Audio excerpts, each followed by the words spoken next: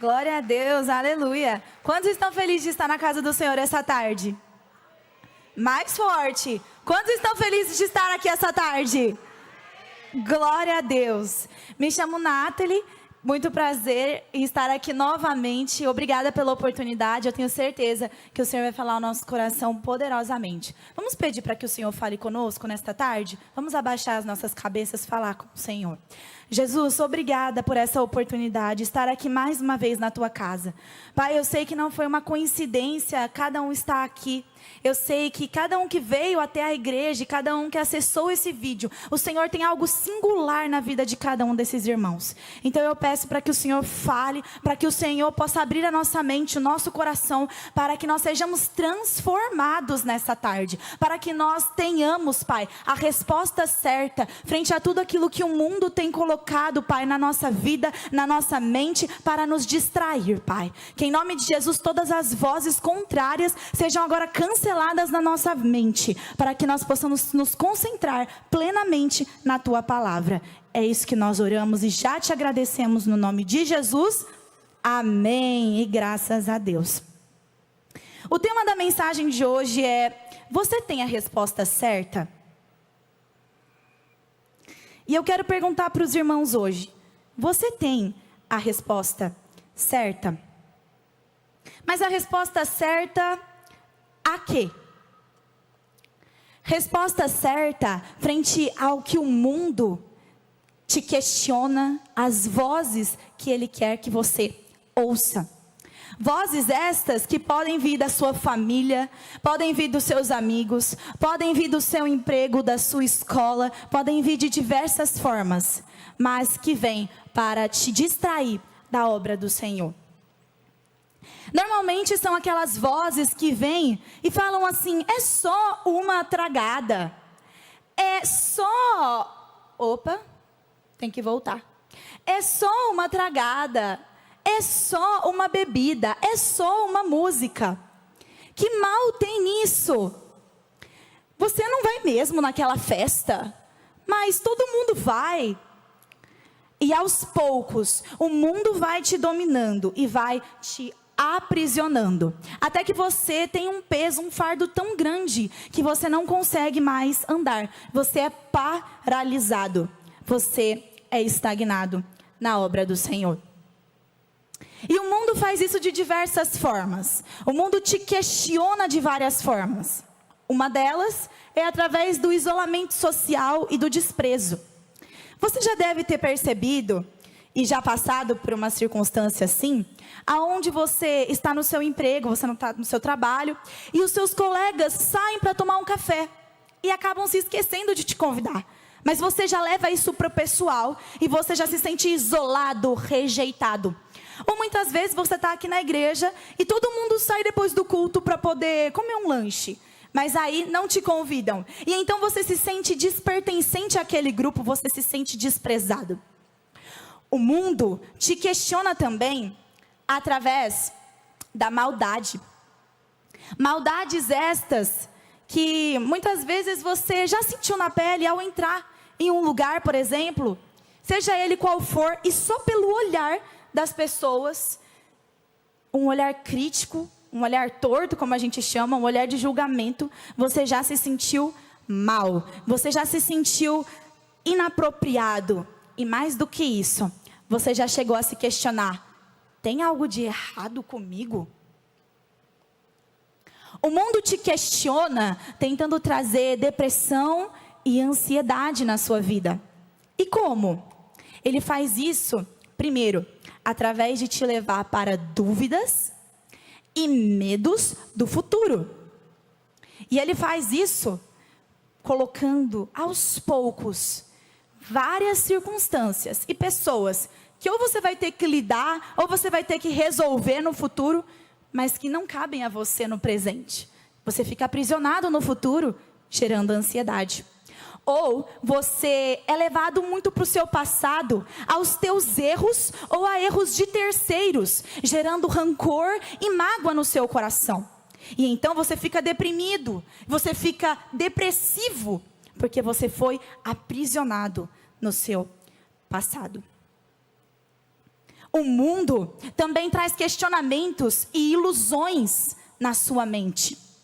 A gente pode voltar um pouco até a época do Holocausto, aonde Hitler, ele manipulou uma massa inteira, os alemães, a entenderem, concluírem que os judeus não eram seres humanos. E ele foi fazendo isso aos poucos, até que os alemães saíram totalmente da realidade e desconsideraram aqueles judeus como seres que seriam dignos de respeito, de dignidade, de algum direito humano. E concordaram na morte de milhões na época do Holocausto. E não mudou muito.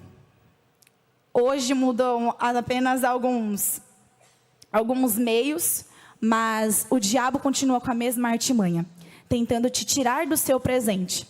Vamos trazer um exemplo mais próximo da gente.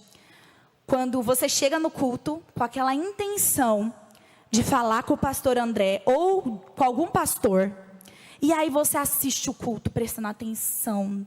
Aí quando acaba o culto, você já corre aqui para frente para pedir alguma coisa, para pedir alguma oração, alguma ajuda. E aí quando você vai, ele sai e vai para a salinha do pastor ali, pastoral. E aí você já, não, porque o pastor viu eu chegando. E ele não quis me atender, ele já sabia que eu ia trazer algum problema. Ou ele já sabia que eu ia pedir oração e ia ter que ficar conversando comigo. Ele não quis falar comigo. Irmãos, que loucura! Às vezes ele só tinha um compromisso, ele só precisava sair. E você já atrelou isso totalmente a você, quando na verdade não tinha nada a ver com você. Era uma coisa totalmente diferente, mas porque você foi iludida pela sua própria mente, você caiu nessa cilada. E você já achou que o problema era com você. Os questionamentos e as vozes que vêm na nossa mente, nós sabemos que esse mundo em si, ele jaz no maligno, exatamente. Então, se ele jaz no maligno, o diabo tem tentado cada vez mais minar a nossa mente com esses questionamentos e com essas vozes. Mas como nós podemos ter a resposta certa frente a esses questionamentos e a essas vozes? Através da palavra de Deus, porque a resposta certa vem do Senhor. Nós vamos ver como a história de Neemias nos ensina sobre isso. Neemias foi um homem obediente e temente ao Senhor. Ele era copeiro do rei e ele era aquele auxiliador do rei quando um dia ele soube que Jerusalém, a cidade onde os seus pais haviam sido enterrados, havia sido desolada e o muro destruído. Aquilo encheu o coração de Neemias de tristeza. Mas ele não podia simplesmente parar de servir ao rei para ficar triste. Ele continuou o serviço dele, ele continuou sendo o copeiro do rei. Mas o rei percebeu que Neemias estava triste, porque Neemias era um homem de muito bom astral, positivo, era um homem alegre. Então quando ele ficou triste na presença do rei pela primeira vez, o rei notou, parou e falou assim: Neemias, por que você está tão triste? Você não está doente, então essa tristeza só pode vir do seu coração. E então Neemias contou para o rei o que havia acontecido com Jerusalém e porque ele estava tão entristecido. E então o rei fez a seguinte pergunta para ele: Neemias, o que você quer pedir? Uau, essa pergunta vinda de um rei é muito valiosa. Um rei falando para você pedir alguma coisa que ele lhe concederia. Neemias foi e Neemias pediu para reconstruir o muro de Jerusalém.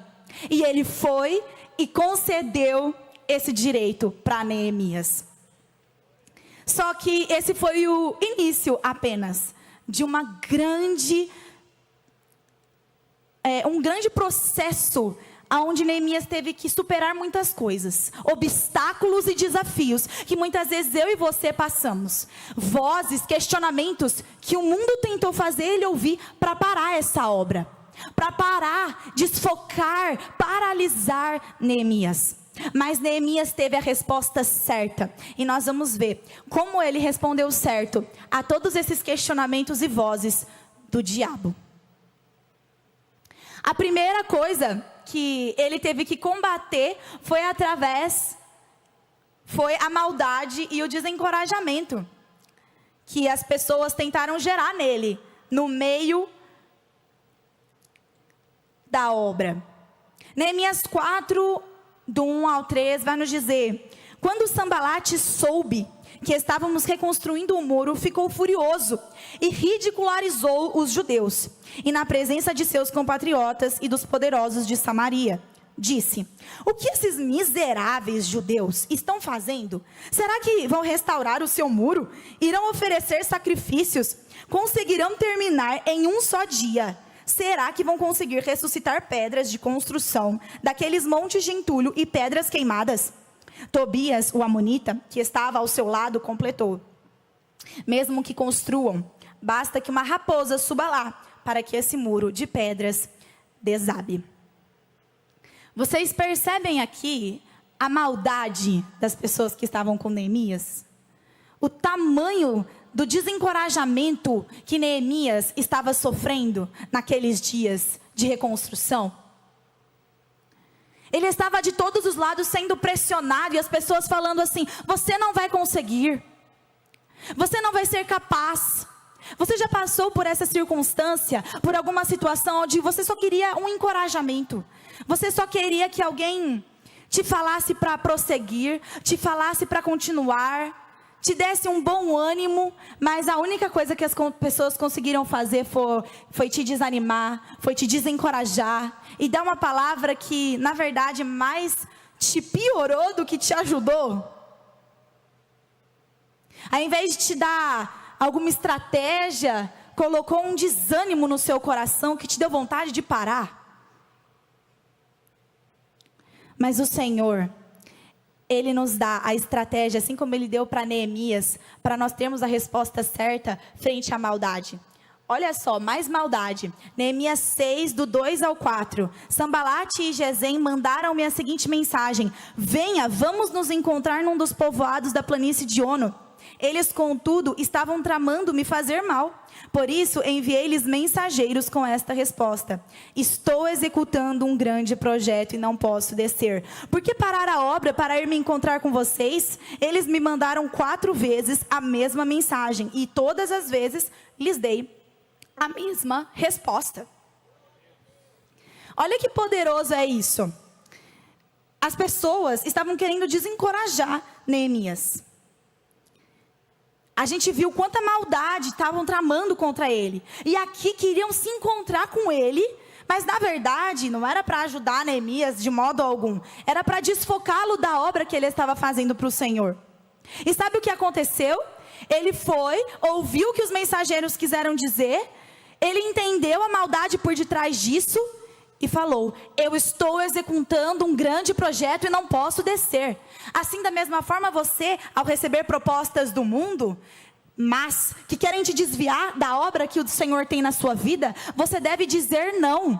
Você deve dizer: eu estou executando um grande projeto e não posso ir com vocês. E não precisa responder muito. Neemias não precisou responder muito. Na verdade, Neemias respondeu a mesma coisa. A palavra de Deus diz: todas as vezes, todas as 4 vezes, mandaram a mesma mensagem, Neemias, a mesma resposta. O que você está esperando para dar uma resposta ao mundo?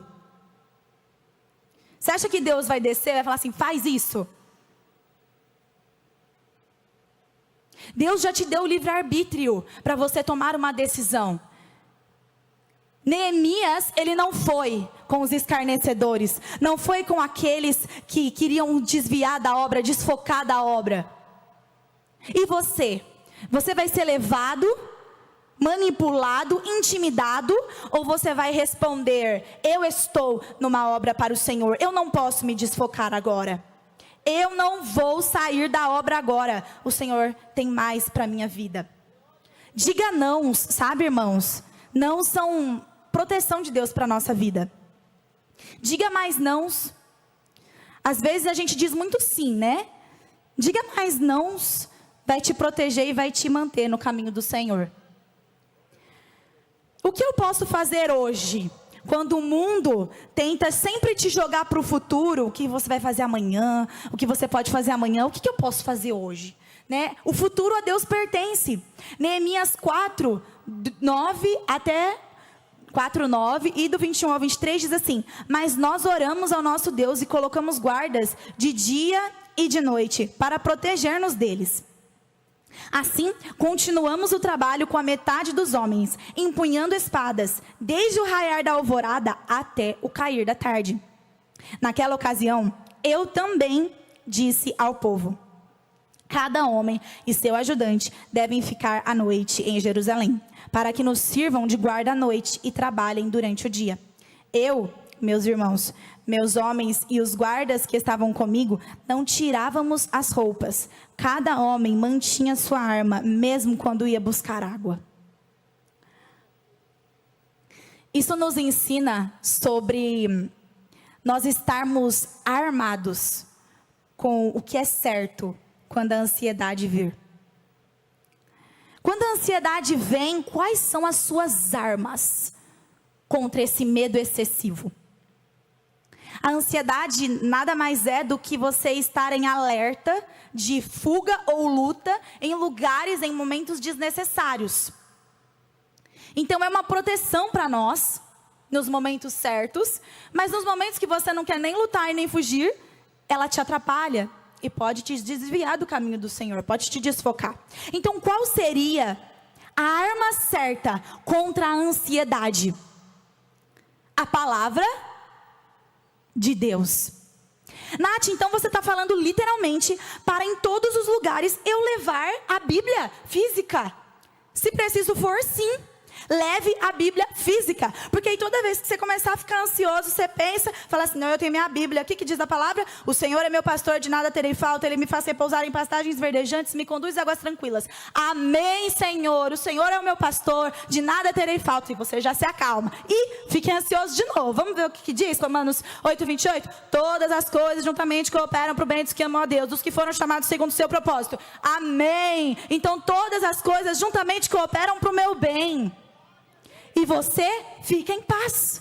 Então sim, se arme como Neemias, que aonde ele estava, seja bebendo água, fosse comendo, ele foi com a espada. Vá com a palavra. Sobre o passado, você não precisa carregar o fardo do seu passado. Neemias 1, do 6 ao 7 diz: que os teus ouvidos estejam atentos e os teus olhos abertos para a oração que o teu servo está fazendo diante de ti, dia e noite em favor de teus servos, o povo de Israel. Confessa os pecados que nós, os israelitas, temos cometido contra ti. Sim, eu e o meu povo temos pecado, agimos de forma corrupta e vergonhosa contra ti. Não temos obedecido aos mandamentos, aos decretos e às leis que deste ao teu servo Moisés. Ao invés de você carregar o fardo do seu passado, faça como Neemias, se arrependa. Não, mas você não sabe o que eu fiz, você não sabe o que o meu passado diz. Eu sei o que Deus diz, eu sei o que a palavra de Deus diz. A palavra de Deus diz que Ele é fiel e justo para nos perdoar, se nós nos arrependermos de todo o nosso coração. Você não precisa carregar esse fardo. Eu sei que está pesado. Você não precisa. Você pode se arrepender hoje. Mas e se não são os meus erros? São de terceiros. Então, meu irmão, você deve se resolver com essas pessoas. Você deve ir e você deve pedir perdão. Você deve se resolver de verdade. Para que o diabo não use isso, essas confusões, para te tirar da obra. Para te tirar do propósito. Ah, mas e se foi com os meus pais e os meus pais já faleceram? Então você ore para que o Senhor tire essa mágoa do seu coração. E para que você entenda que os seus pais, à medida do que eles tinham, fizeram o que eles podiam por você. Mas agora a vida é sua e bola para frente. Então você pode fazer diferente. E você pode perdoá-los. Pode liberar perdão para que a sua vida seja liberada. Você não precisa carregar o fardo do passado. E o desprezo. Neemias 3:5. Qual foi a resposta certa que Neemias deu contra o desprezo? Os tecoitas reconstruíram a próxima seção, mas os seus nobres não se submeteram ao trabalho dos seus vigilantes. Olha só, né? Neemias era a autoridade máxima ali na reconstrução. Ele que propôs e ele foi desafiado. Quem já se sentiu desafiado na sua autoridade? É ruim, não é? Sim ou não? Sim, sim, é muito difícil. Porque você está querendo ajudar muitas vezes, mas o que acontece? Não te obedecem. Não fazem como você pediu. Quem aqui é pai ou mãe? Vocês já pediram para os seus filhos ir organizar o quarto? Ou fazer qualquer outra coisa? E aí, quando você foi ver se eles tinham feito, o que aconteceu? Eles falaram assim, ó, eu não ouvi. Já aconteceu isso ou não? Não é que na verdade eles não ouviram. É que eles não prestaram atenção, né? E muitas vezes nós não prestamos atenção na voz do Senhor. Nós podemos ser desprezados, mas na maioria das vezes o que acontece é que nós desprezamos a voz do Senhor. E quando acontece isso, nós precisamos entender que longe da voz do Senhor nós não temos direcionamento. Essa é uma chave para a nossa vida inteira. Sem o direcionamento de Deus, nós não podemos fazer nada na nossa vida. E a palavra dele é essa direção. Ele fala através da palavra. Então, o que você está tardando para se aprofundar de verdade na palavra, ouvir a voz dele, para que, mesmo que você seja isolado em algumas circunstâncias, desprezado, você possa entender que a presença do Senhor vale mais na sua vida. Para que isso não te afete tanto, sabe? Porque o Senhor vai aproximar e vai distanciar as pessoas certas na sua vida no tempo certo. Os inimigos de Neemias tentaram isolá-lo e manchar sua reputação o tempo todo, mas Neemias tinha a resposta certa. E meus irmãos, a resposta certa, como eu disse, ela vem da palavra. Ela vem da leitura bíblica, ela vem do estudo bíblico, ela vem da oração, da reflexão. Teve um dia que uma prima minha, por consideração, né, porque ela é a esposa do meu primo, enfim, ela me ligou e ela está passando por alguns problemas e eu estava orando com ela e ela começou a entrar num papo assim. Nath, ele não lê a Bíblia. Eu faço as minhas orações matinais todas as manhãs e ele nunca faz comigo. Eu já cansei de pedir, eu já cansei de, interceder para que ele fizesse comigo, mas ele não faz. Eu falei assim, mas você tem certeza da sua salvação? Aí ela ficou quieta no telefone. Aí eu falei assim para ela, antes de se preocupar com a salvação do seu marido, se preocupe com a sua salvação. Antes de se preocupar que o outro se firme nos caminhos do Senhor, se firme você. Eu falei assim, você lê a Bíblia? Aí ela, não. Eu falei, mas você está exigindo algo do seu marido que você não faz? Que ele tem uma vida com Deus que você não tem? Eu falei assim, você precisa ler a Bíblia, você precisa orar todos os dias, você precisa colocar em prática a palavra todos os dias, para que você seja um testemunho tão vivo do que é viver com Cristo, que seja inevitável a mudança dele. Então, essa é a resposta certa para a nossa vida também. É nós começarmos a partir do nosso posicionamento. Neemias não exigiu nada de outros, ele teve um posicionamento certo, ele teve a resposta certa, ele não foi desfocado, ele não foi desviado da obra que ele tinha que fazer. Eu não estou pedindo para você ignorar os outros e focar somente em você. Mas eu estou pedindo para que você, antes de cobrar os outros, se cobre. E faça você. Porque o diabo anda como um leão ao nosso derredor, bramando, buscando a quem possa tragar. Você vai dar brechas para ele te tragar? Ou você vai santificar a tua vida para que ele não tenha espaço? Então nós entendemos que a resposta certa não vem de mim, não vem de você, ela vem do Senhor. Se a obra é de Deus, Ele não te deixará desamparado. Sem a resposta certa, qualquer um ou qualquer coisa te derruba. Não se apresse para responder muito, ore e responda o necessário. Nem tudo o que dizem para você ou o que você vê é a realidade de Deus para você. Saiba filtrar. Isso é muito importante. A obra do Senhor só será contemplada um dia se os construtores não desistirem dela. E foi essa parte que mais mexeu comigo. Porque muitas vezes nós pensamos, só no externo e nós não pensamos no legado que nós estamos deixando nessa terra. Para os nossos filhos e para os filhos dos nossos filhos, na presença do Senhor. Os desafios são muitos, os obstáculos são muitos, mas o Senhor é maior do que todos eles.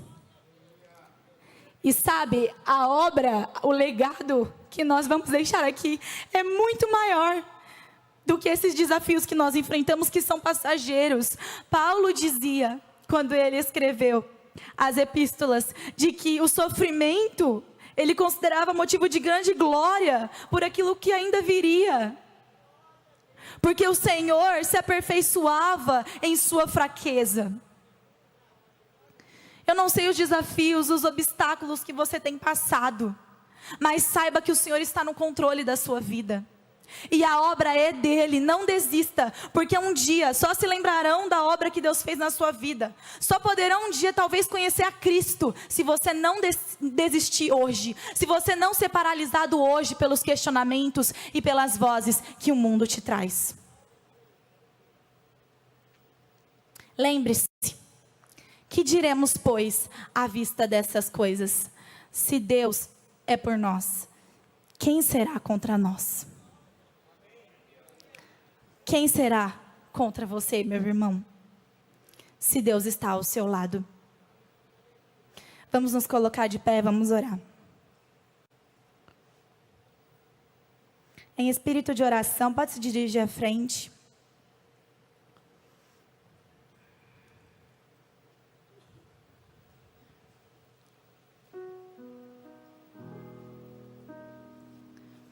Aleluia. O Senhor é perfeito, Jesus. Pai, eu te agradeço por essa manhã, essa tarde. Eu te agradeço, Jesus, pela vida de cada irmão que aqui se encontra. Seja no presencial, seja no online. Obrigada, Pai, por aquilo que o Senhor fez na nossa vida. O Senhor nos mostrou a resposta certa perante a tudo aquilo que nós temos passado. Nós confiamos no Teu agir. Nós confiamos na Tua mão poderosa que nos sustentará até o final desta obra. Nos ajuda a nos manter firmes. Nos dá todo o necessário para não desistirmos, desfocarmos da obra, porque valerá a pena. Por mais que nós não vejamos a árvore hoje, é uma semente que dará muito fruto. Fale com o Senhor neste momento. Fale com o Senhor tudo aquilo que você precisa abdicar, talvez deixar, renunciar, para dar a resposta certa frente aos questionamentos e às vozes que esse mundo tem colocado dentro de você, para que você siga e para que você se desvirtue. A resposta certa vem do Senhor para a sua vida. A resposta é que eu vivo de milagres. Desta vez vai ser mais um milagre. Eu não sei como Deus irá fazer, mas eu sei vai ser perfeito, como tudo que Ele faz. Você vai declarar isso a Ele. A resposta é que eu vivo de milagres. Diga: a resposta é que eu vivo de milagres. Desta vez vai ser mais um milagre. Eu não sei como Deus irá fazer, mas eu sei vai ser perfeito, como tudo que Ele faz. Deus abençoe poderosamente a sua vida em nome de Jesus. E não se esqueça que a resposta certa vem do Senhor. A resposta é que eu vivo de milagres. Erga suas mãos aos céus, declara essa canção. Mais um milagre. Eu não sei como Deus irá fazer, mas eu sei